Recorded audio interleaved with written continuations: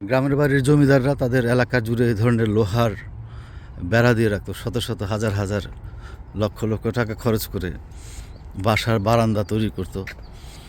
তারপর তারা এই বারান্দার মধ্যে বসে বা দাঁড়িয়ে দাঁড়িয়ে দাঁড়িয়ে দেখতো তাদের নিজস্ব দিঘি ছিল, বিশাল বড় বড় বড় বড় আকার সব দিঘি।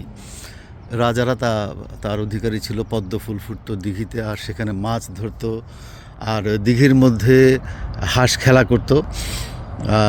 কিন্তু কানাডাতে আমি এই সৌন্দর্য বিনামূল্যে উপভোগ করতে পারছি, এবং আমি চাইলে এই দিঘিতে মাছও ধরতে পারবো,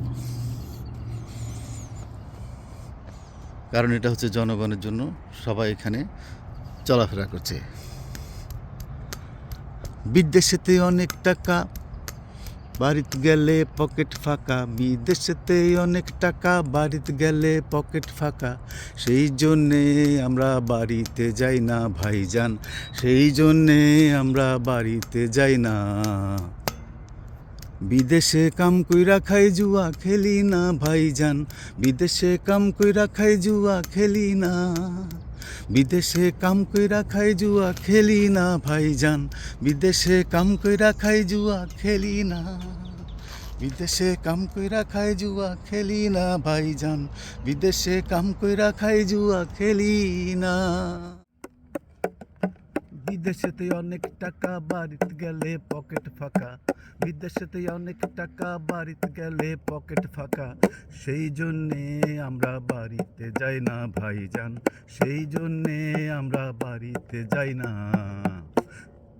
বিদেশে কাম কইরা খাই, জুয়া খেলি না আমরা। বিদেশে কাম কইরা খাই, জুয়া খেলি না। বিদেশে কাম কইরা খাই, জুয়া খেলি না আমরা। বিদেশে কাম কইরা খাই, জুয়া খেলি না। ছোটবেলায় পাঠ্যপুস্তকে ফার্ন গাছের নাম শুনেছি, আর এখন এই ফার্ন গাছের এই জঙ্গলে এসে পৌঁছালাম। শুধু ফার্ন গাছই বা কেন, জঙ্গলে রয়েছে অনেকগুলো বিশাল বিশাল গাছ। না তাই বলে ভাববেন না যেন আমি জঙ্গলে কাটতে এসেছি। বিদেশে কর্মীদের জীবন অনেক কষ্টের হয়ে থাকে, কিন্তু অনেকে ভাবেন এই পয়সাগুলো খুব সহজ। আসলে তা কিন্তু নয়।